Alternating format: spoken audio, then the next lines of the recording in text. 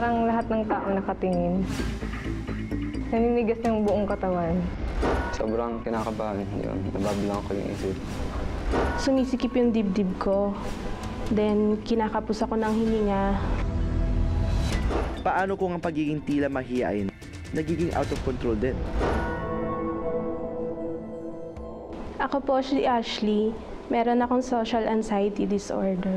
Parang laging pinangunahan ko yung kung anong mangyayari na worse. Kunwari, baka magkamali, ganon. Baka madapa, baka pagtawanan. Ako si Mark, may social anxiety disorder. Kaya kong lumabas ng mag-isa. Pero pag kinakausap na ako, dun ako nahihirapan. Kasi Ursa, meron akong social anxiety disorder. Halimbawa, pag nung nasa jeep ako, may sobrang anxiety attack. Kasi kaharap mo yung mga tao. Nilalayo ko yung mata ko sa kanila. Hindi ako nakikipag-eye contact. Ilan lamang ito sa mga nararanasan ng mga taong may social anxiety disorder o yung tinatawag na social phobia.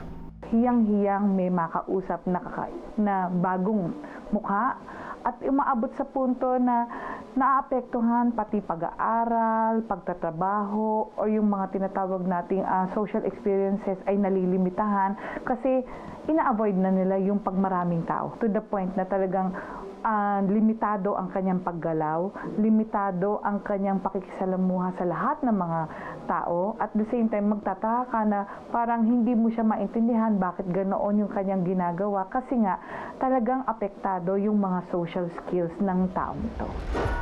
Habang nakikipag-usap sa staff ng aming programa, di maikubli ni Mark, Ursa at Ashley ang kanilang matinding kaba at pagkabalisa.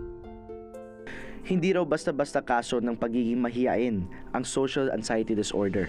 Ang epekto raw kasi nito, panghabang buhay. Para mo na rin sinabi na na-diagnose ka ng hypertension. So, nagagamot siya, na-prevent. Pero, hindi ibig sabihin, wala ka na hypertension. Upang mas maintindihan ang karanasan ng taong may social anxiety disorder, nakilala namin ang 26 na taong gulang na stay-at-home mom na si Mela. Kumpara kina Mark, Ashley at Ursa, mas komportable nang makitungo sa iba si Mela dahil may iniinom na siyang mga gamot. Kunyari, bibili ka lang ng food sa tindahan. Effort na yon. Kahit, kunyari nga, pupunta lang ng CR, nagpipigil ako ng wiwi dahil I just really can't get out of my room. I was that scared. Tapos, kahit pupunta lang ako sa kitchen, kinakabahan na ako kasi I really don't want to see other people, even the people around me sa bahay. The things that I used to love to do before, parang hindi ko na siya magawa and I couldn't explain it and it was ruining my life. Pero bukod sa social anxiety disorder, mayroon din tinatawag na bipolar disorder si Mela. Ito yung pabago-bago na kondisyon ng isang tao. Maaari itong maging matinding kahibangan o kalungkutan. For me, dahil bipolar ako, wala siyang specific triggers eh. Parang it's more of a biological thing. So I think it's probably, pag may imbalance na siguro sa utak ko, saka yun na yung trigger niya. Pero environmental-wise, ganun wala. Kaya siya nagkaroon ng bipolarism dahil sa SAD. Halos 2 buwan daw ang tiniis ni Mela bago siya nagpatingin sa isang psychiatrist at nabigyan ng lunas ng mga sintomas ng kanyang social phobia. Sa ngayon, nakakayanan na raw ni Mela na makisalamuha sa iba, kahit sa mga tulad ko ngayon lang niya makikilala. Ngayon, may agenda ka ba today? I just need to buy some dog food for my dog. Sige, habang ginagawa mo yun, kwentuhan tayo. Okay lang sumama sa'yo? Ano naman? Sige. Let's go.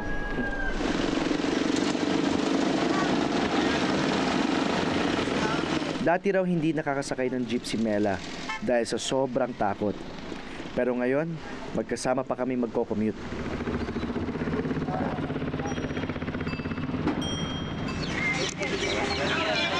Madalas na ikaw ang gumagawa ito mag-isa. Oo. If maiwan ko yung son ko sa bahay, if not, dala ko siya running errand. Sa kanyang pamilya raw siyang humugot ng lakas para tuluyang makawala sa epekto ng social anxiety disorder. Ang pinaka-motivation ko kasi, I don't want my kids to see me like that and I don't want my kids to be like that dahil nakikita nila sa akin. Malaking tulong din daw ang grupong binuo ni Mela at dalawa pa niyang kaibigan, ang Anxiety and Depression Support Philippines o ADSP. Ito ay samahan ng mga taong nakararanas din ng mga sintomas ng social anxiety disorder. For some reason, it was a huge help na I know that people out there, they understand what it's like. Na I'm not the only person who's like this. I'm not crazy. Sa support group na ito rin, nakahanap ng tulong ang mga kagaya ni Mark, Ashley at Ursa. Bukod sa patuloy na suporta, malaking tulong din daw sa mga tulad ni Mela, Mark, Ashley at Ursa ang tinatawag na group exposure therapy. Dito, unti-unti silang pinapakausap sa ibang tao para mabawasan ang kanilang matinding hiya at takot. Gandang umaga sa inyong lahat at ako si Rocco Nasino. At dito ako at I'm very excited din dahil ngayon ko lang may experience to na makausap kayo. Ikaw si Mark. Kamusta naman, Mark? Okay lang. Alam mo, magmula nag-umpisa, napansin ko talaga siya yung mas talagang may nginig, mas may tense. Eh, siguro naman, konting shake hands. Kaya! Siguro, kaya mo yun. Kaya? Kaya. Samahan ko siya. Oh, sige, yan. Sige, samahan mo na. Sige, go! Hi, papakilala ko sa yung kaibigan ko si Mark. Mark. Hi, hello. Na-meet mo na ba kaibigan ko si Mark? Ang simpleng pakikipagkamay sa iba, nagiging dahilan daw para sila'y manginig at mautal.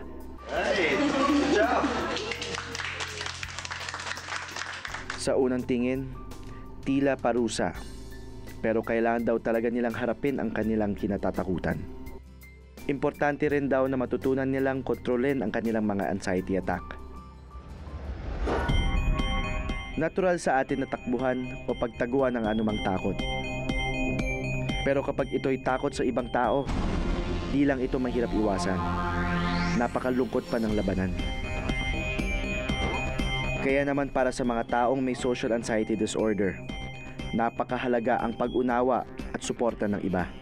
Para habang hinaharap nila ang problema, alam nilang di sila nag-iisa.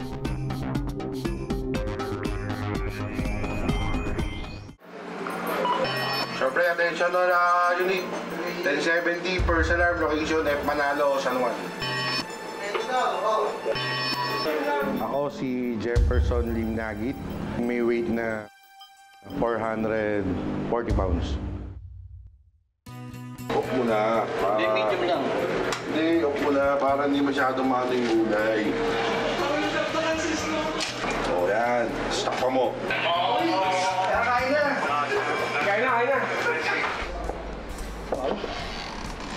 Magandang gabi po.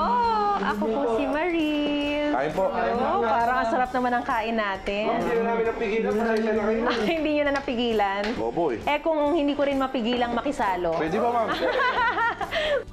Sa hapagkainan, dito ko unang nakilala ang 34 na taong gulang na si Jeff. Minsan ako na nagdadrive. Ay, ikaw na yung nagdadrive. Oo. Pero dapat yung trabaho mo, ikaw yung humahabol. Kasama ka sa mga humahabol. Oo, boses na lang. Nilalakasan mo na lang. Nilalakasan Paano na lang halimbawa? po. Halimbawa, sige nga, pasubok nga, parinig. Ma'am, hindi Sa naman sarap ng salo-salo, naging magaan ang aming kwentuhan kahit noon lang kami nagkita. Penjay. Madalas ba ikaw yung naiiwan sa hapag pag kumakain kayo? Hindi naman, ma'am. Mabilis ako, ma'am, kumain. Pero marami ka nakakain lagi. Yung kuha kong kanina, yung mga ganun. Parang pati nga yung cups natin dyan. Yung cups natin. Hindi naman, biro lang, ma'am. Hindi itong cup mo. Hindi itong 1 cup of rice. Hindi kumano, ma'am, eh. Kung paano, eh. Basta yung kanina, mga tatlong ganun, ma'am. Yung sandok doon. Pero bumabalik ka pa? Pag masarap yung ulam.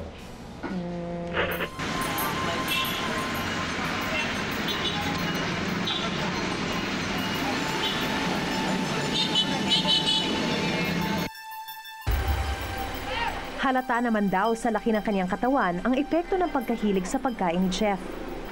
5 feet 9 inches ang taas ni Jeff pero pumapalo raw sa 440 pounds ang kanyang timbang, simbigat ng 4 na kabang bigas.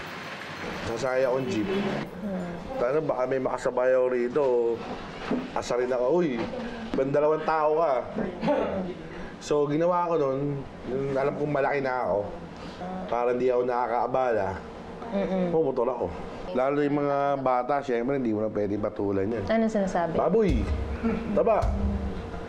Date mo lang, parang wala ka lang naririnig. Pero syempre, pag sa gabi, baka ka matulog, naisip mo yun. Hanggat maaari, di na lang daw dinidibdib ni Jeff ang anumang pintas o panghuhusga ng iba. Pag dinamdam ko ba siya, may magbabago ba? O di ba? Wala naman eh. Kumbaga, go lang ako. Doon siya hindi nakakaintindi sa akin. Malaki ko, okay lang. Kung ano, wala naman ang pakialam sa inyo. Hindi, kumbaga sa katiwiran ko, hindi ako nagkakapera sa inyo. Yun. Ang pinagsaluhan namin ni Jeff nung hapong iyon, almusal pa lang daw niya. Sa hapon daw kasi nagsisimula ang kaniyang araw. Bilang Operation Supervisor ng Mayor's Action Command o MAC, leader si Jeff ng isang grupong namamahala sa Peace and Order sa Mandaluyong. Kasama sa kanilang trabaho ang pagronda tuwing gabi. Noong gabing iyon, sakto namang may nahuli ang grupo na pasaway na driver. Pamuliin natin da.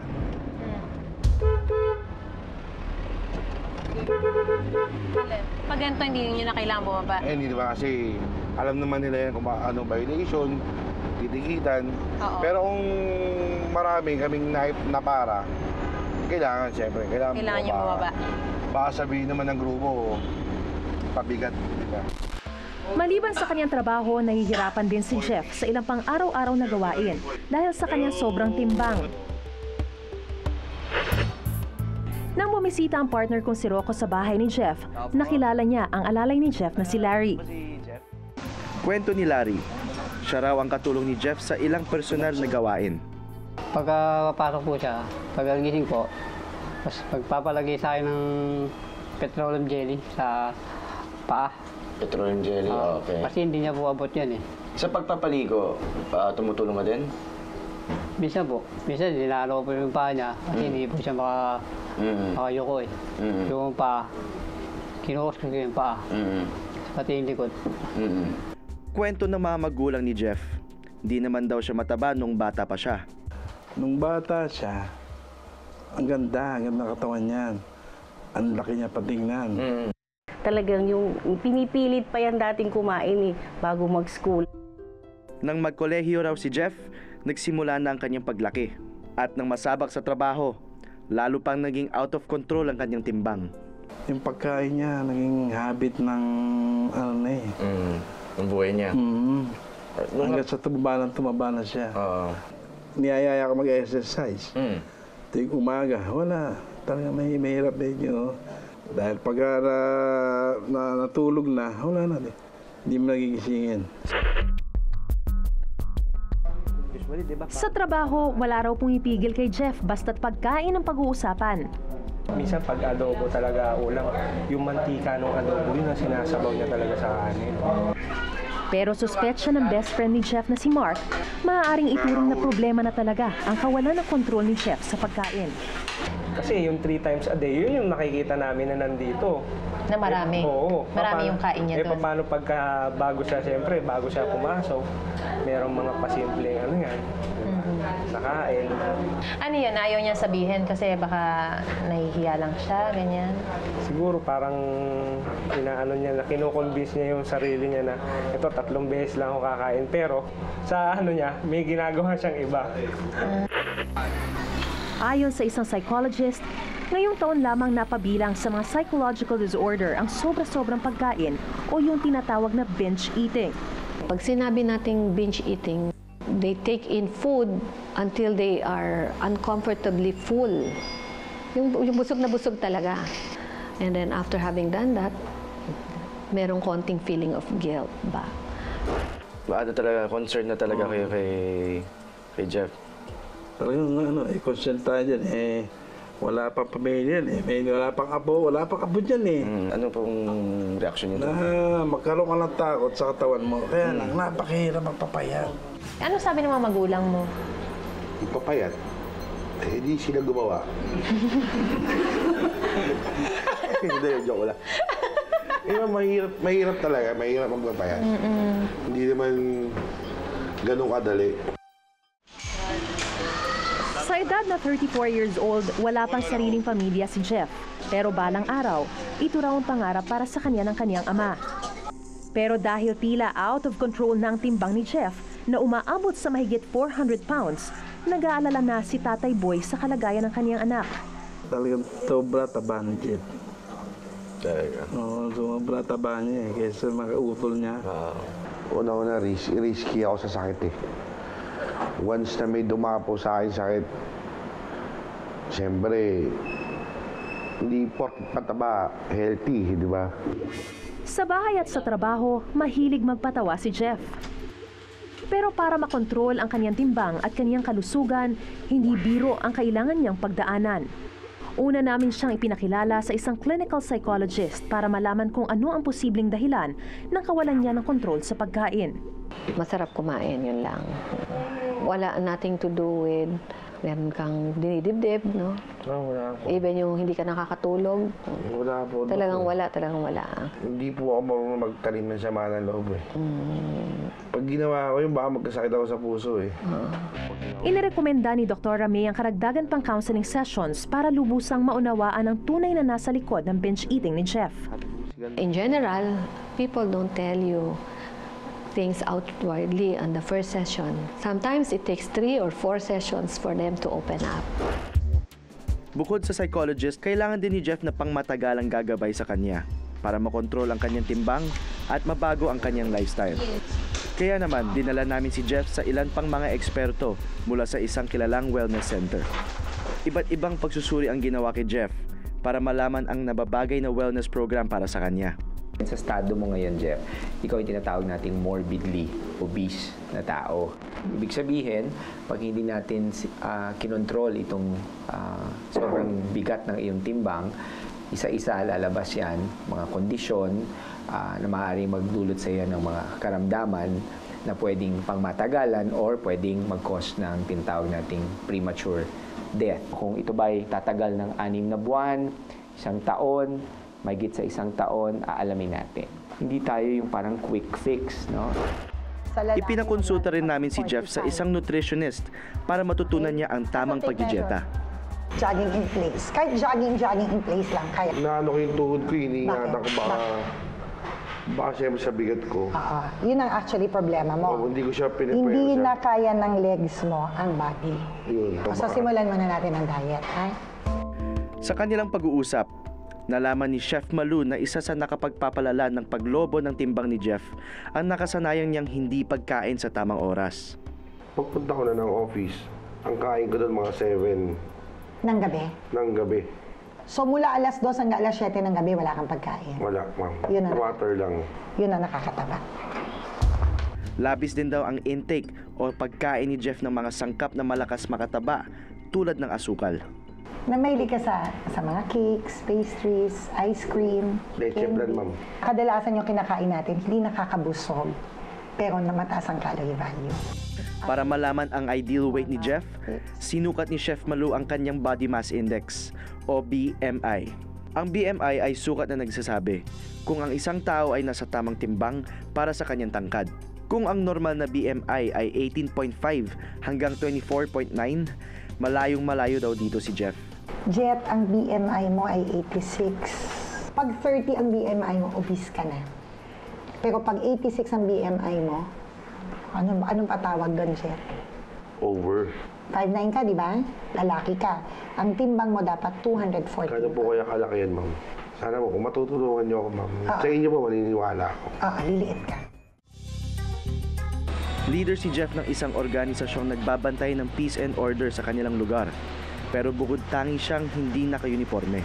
Sa laki kasi ng kanyang katawan, kailangan niya magpasadya ng isusuot. Plus 10. Plus 10. Pad ng dibdib nito. Hindi ko maabot. Hindi ka siya tape measure. Hindi ka siya tape measure. Nako, kapos to. 22. Kaya parang masikip yan, ah. Ha? Oh, 22 and a half. Nagpasukat na yung isang maliit namin, na-quit sa tayo sa tela. Ano gusto niyo, maluwag? Oo, kuya. Maluwag, kuya. 20. Kasi lalaki pa ako, eh. Ang laki ka pa, grabe pa naman. Gusto ko yung makapagsuot ako ng damit na Jack and Lloyd Cruz ang dating. Pogi-pogi ba? Mga ganun-ganun. Sabi nga nila, pang-pogi-pogi. Mga ganun. Kaya lang ngayon, yung pwede. Kung tutuusin, simple lang naman ang nais ni Jeff. Pero dahil mahigit 200 pounds ang kailangan niya ibawas sa kanyang timbang bago makuha ang kanyang ideal weight, kakailanganin niya ng maraming tulong. Hindi ko naman gustong pumayat ng pumayat, eh. Hindi. So kung mabawasan lang ako, siguro mga 300. Okay na ako dun. Nakausap ko si Chef Malu at meron siya inanda na sample menu para ito kay Jefferson, no? Madalas kasi 3 times a day siya kumakain. Ngayon, ang naset niyang plano, 6 times a day. Siguro ito ay may 2-hour intervals, pero ang tawag dito frequent meals, pero mas konti. Handa ka dito? Oo. Call ka dyan. Call ako dyan. Ganito rin ginagawa ko. Imbis sa 3 beses kumain, pero every 2 hours ako kumakain. Mukhang desidido naman si Jeff na subukan ng pagdijeta, kahit alam niyang magiging mabagal ang proseso. May inipin ako. Oo. Kung susundin ko yan, ang total, 5 years. Matagal. Ganoon talaga. Oo. Mahirap pa nga ako, syempre. Baka hindi ka ba maniwala sa akin. Doon lang ako sa katotohanan. No, gagawin ko to. Sino mang nakaranas ng magpapayat ay magpapatunay na hindi ito madali. Lalo pa siguro kung mahigit 200 pounds ang kailangan mong ibawas sa iyong timbang. Kaya naman saludo kami kay Jeff sa pagtanggap sa hamong ito. Kahit paunti-unti, kahit pa isa-isang hakbang, ang bigat na daladala niya ngayon naway unti-unti ring gagaan.